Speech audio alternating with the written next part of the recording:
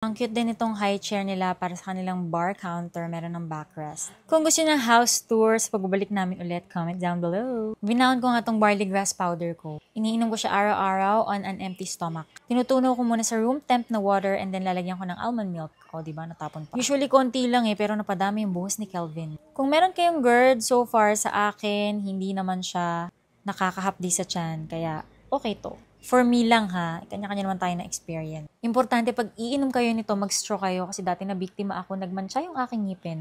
Buti na lang, next time, itapik natin yan. Dahil wala pa nga sila mami at daddy, para akong nanay, ginigising ko na tong sineria, para kumilos-kilos na, pinainom ko na ng tubig at pinagdadasal. Babalang, inyo pong makikita ay pawang biruan lamang naming magkakapatid. Ganyan po talaga kaming magmahalan, hindi yung pa-sweet-sweet. Yes, brother. Nakikita ka? Kang ganyan, siga ka. Ba't ka ganyan? Hindi nga pang ganyan, Lods. Huwag kang mag-alala, naka-video na to. Tandaan na ako. Like vlog na to. Te, huwag ko magulong, te. Lalagyan ko ng lotion camera. Mabango, nagsasabon. Asan si, si TL, si Tulon Laway? TL, ako sa'yo, ayeng liko. Uminom ka na ng tubig, Joaneria. Uminom ka na ng water. Come on.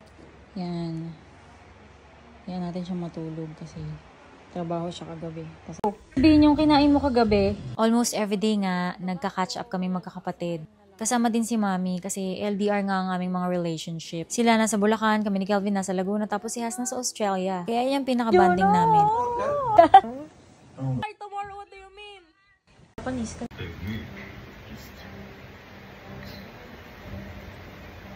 Banding.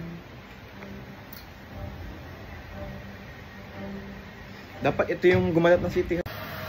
Jonas, kita yung egg mo. Uwi na siya, uwi na. My goodness!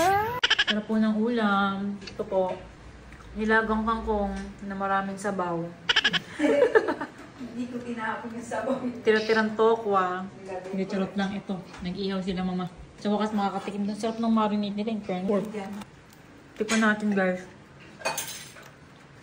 Pag nandito nga ako, usually napapahinga ako sa luto dahil hinahayaan ko na kay Mommy. 'Di ba? Para makatikim naman tayo ng luto ng ating nanay. Ito pala si Jonas, ang aming nag-iisang lalaking kapatid. Answered prayer yan. Yes, sir. Kainaman nga ay nakatapos na rin siya ng pag-aaral kaya nagtatrabaho na at katulong-tulong na namin sa pagbibigay kila Mommy. O 'di ba mukha akong Brohilda from bed to your cellphone screen. Ito nga yung sawang ginawa ko, hindi tinipid pero tinamad. Ang sarap nga ng marinade nila dito. Simple lang daw, pero ang secret, binibase nila ng ketchup na may konting oil kapag ka iniihaw na. Sige na, babes. Sumunod ka na lang. Pasok ka na sa loob ng CR. Pakibilisan. Sige na, tara na, pakibilis. Tara na. Kasama to sa pinirmaan mo. Tara na, bilisan. Gumawa kami ng skit dyan. Kung napanood nyo, comment down below. Tara na.